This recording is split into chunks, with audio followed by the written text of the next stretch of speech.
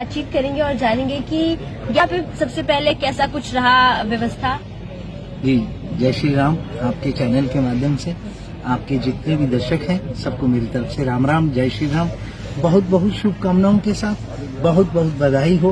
प्रभु श्री राम लला श्री अवध में अपनी पावन पवित्र धरती पे अपने उस दिव्य स्थान पे जहाँ पर उनका प्राकट्य हुआ था वो विराजमान हो गए हैं। ये खुशी का विषय है और हम लोग सभी लोग यहाँ पर रह करके साक्षी बने उस पल के। ये बहुत बड़ा सौभाग्य का विषय हम सब लोगों के लिए रहा। वास्तव में मन इतना प्रसन्न रहा, खुश रहा, आंखें एकदम सबकी वहाँ पर देख रहे थे, सभी रो रहे थे हमारी खुशी के कि प्रभु श्री राम आज 550 वर्षों की इस प्रकार की ऐसी यात्रा थी कि पता नहीं कितने मरे होंगे, कितने वहाँ पे लड़े होंगे, कितने झगड़े होंगे और वो दिव्य आत्माएं भी जिन्होंने अपने प्राणों की आहुतियां दी होंगी लड़ झगड़ के प्रभु श्री राम के उस दिव्य मंदिर के लिए कि मंदिर में राम लला विराजमान हो। वो भी ऐसा महसूस हो रहा था, मैं खुद अपनी मैंने वहाँ पे महसूस कर रहा था, अपने मन में देख रहा था कि क्या वो भी वहाँ पे होंगे। तो ऐसा महसूस होता था कि सच्ची में वो वहाँ पर विराजमान थे, उनकी उपस्थिति भी वहाँ पर देखने को ऐसा दिव्य अनुभव हो रहा था कि ये लोग भी वहाँ हैं। और आज हम लोग यहाँ पर हमारे जो गुरुदेव हैं जगत गुरु रामानंदाचार्य जी महाराज जी, जगत गुरु श्री रामभद्राचार्य जी महाराज जी, उनके सत्य संकल्प से हनुमत महायज्ञ जो है 1008 कुंड का यहाँ पर इस तरह से सत्य संकल्प लिया गया था।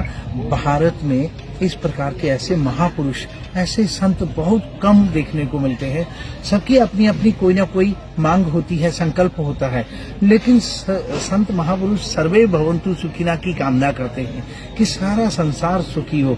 मेरे महाराज जी जगत गुरु रामानंदाचार्य जी महाराज जी का जो सत्य संकल्प है, पाक अधिकृत कश्मीर हमारे भारत में सम्मिलित पुनः उसमें मिल जाए, अखंड भारत हो जाए, और ये सत्य संकल्प उन्होंने लिया।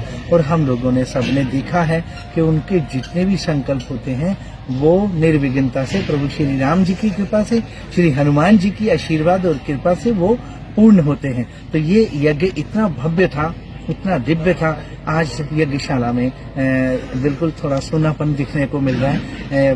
1500 विद्वान पंडित थे जो भारत के कोने कोने से आए हुए थे और हजारों की संख्या में जजमान थे।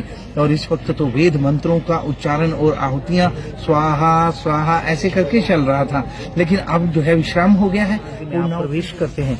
तो भगवान को क्या ऐसी चीज की जरूरत है जो आपके पास है और उनके पास नहीं है? ऐसा तो मेरे ख्याल में कुछ भी नहीं। प्रश्न ये होता है कि जैसे अभी महाराज जी ने बताया कि सारे सन्यासियों का एक संकल्प होता है और उन तमाम संकल्पों में से इनका भी एक संकल्प रहा है कि जो जितने भी शहीद हैं उनके लिए ये यज्ञ करते हैं बिना किसी के द्वारा दिए गए पैसे या किसी भी अपने खर्च पे ये उनके लिए यज्ञ करते हैं। ये किसी ने शायद नहीं सोचा होगा, ये सोचते हैं। इसके पीछे कुछ थोड़ा बहुत अगर आप बताएं हमारे दर्शकों को। जय श्री राम। पैसे की कोई बात नहीं है उसमें। जो भारत के अमरवीर शहीद हो जाते हैं उनकी पुण्य स्मृति में ऐसे हुआ था कि एक बार मेजर अजय सिंह जसरोटिया के मम्मी पापा के साथ हम लोग बैठे हुए थे, तो वो इस तरह से उनके कुछ बातें सुनी, तो अजय के बारे में सुनी तो मन बड़ा दुखी हुआ कि भारत के हमारे वो नौजवान जिन्होंने अपने देश के खातिर प्राणों का बलिदान दिया। हम लोग वस्त्र दान दे सकते हैं, अन्न दान कर सकते हैं, पैसे भी लोग देते हैं, यहाँ तक कि लोग गाय भी दान करते हैं, भूमि दान करते हैं, लेकिन प्राणों का दान कौन कर सकता है भाई? ये तो बहुत कठिन है, ये हो नहीं सकता है, ये ऐसा कौन करेगा? लेकिन हमारे भारत के नौजवान अपने बॉर्डर में तैनात रहते हैं। सर्दी आज हमने यहाँ पर श्री अयोध्या जी में महसूस किया 10-15 दिन से। तो सूर्य भगवान कल जो है जब रामलला विराजमान हुए तो तब उस वक्त सूर्य भगवान के दर्शन, दिव्य दर्शन हुए और आज भी दर्शन हो रहे हैं। तो आज थोड़ा ठंडी कम है, लेकिन रोज बहुत ज्यादा ठंडी थी।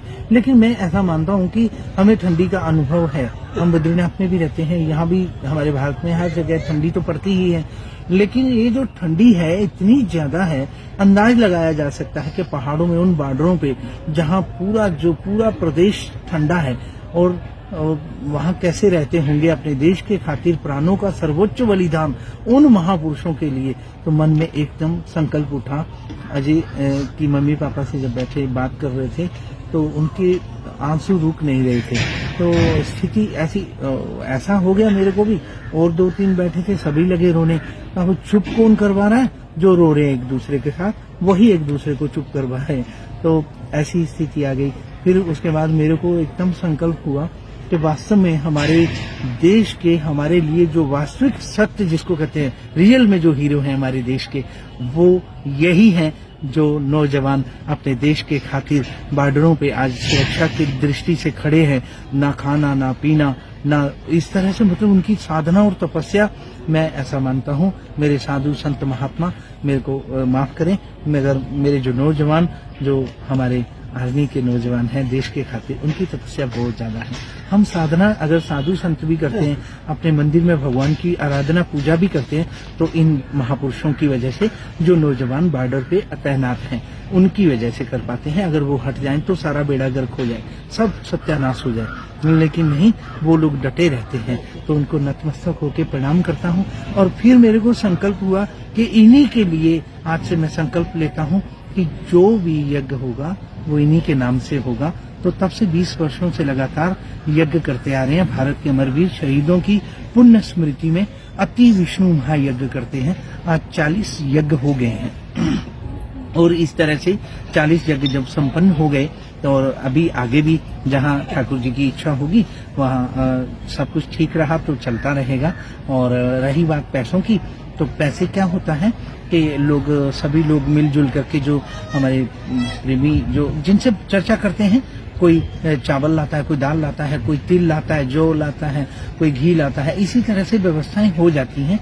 हाँ, ये बात जरूर है कि जो परिजन हैं, जो उन नौजवानों के जो शहीद हो गए हैं, उनके परिवार के जो उनके परिजन हैं, उनसे कुछ नहीं लिया जाता है। उनसे कैसे ले सकते हैं?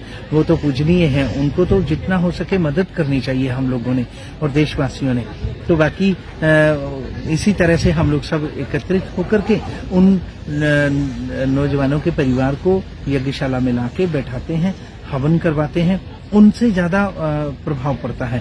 हम लोग हवन करेंगे तो उतना फर्क नहीं पड़ता है कि अगर उस नौजवान की बेटी बैठ के, या उसकी बहन बैठ के, या उनकी पत्नी, या उनकी माँ बैठ करके हवन करेंगे, तो वो ज्यादा प्रभावकारी होगा। तो वो उसमें ज्यादा फर्क पड़ता है, क्योंकि वो भावना से ओतप्रोत है। तो ये यज्ञ वगैरह सब श्रद्धा का विषय है। श्रद्धा और भाव से आहुतियां देने से उस महापुरुष, या उस देवी देवता, या उस कोई भी आत्मा को जब आप आवाहन करके, याद करके ये इस प्रकार की आहुतियां देते हैं, तो उसे प्राप्त होती हैं। तो ये रहा यज्ञ का विषय। और आपका बहुत बहुत धन्यवाद है। आपके फिर जितने भी दर्शक हैं, सबको जय श्री राम, जय श्री राम, जय। जगह उसको लेके यदि आप कुछ बताना चाहें। उसको लेकर के मैंने कहा कि गुरुदेव का जो संकल्प है वो निर्विघ्नता से आज तक सारे पूरे हुए हैं। और ये जो यज्ञ श्री अवध में श्री हनुमत महायज्ञ हुआ है 1008 कुंड का, ये इसका संकल्प यही था। तो ये मैं यही मानता हूँ कि गुरुदेव के जितने भी संकल्प हुए हैं वो सारे निर्विघ्नता से संपन्न हुए हैं, प्रभु श्री राम जी की कृपा से, आशीर्वाद से, हनुमान जी की। तो ये भी मेरे ख्याल में, जो मैं समझता हूँ, ज्यादा समय नहीं लगेगा, लेकिन बहुत जल्दी ये समाचार भी सुनने को मिलेगा। जी, जय श्री राम।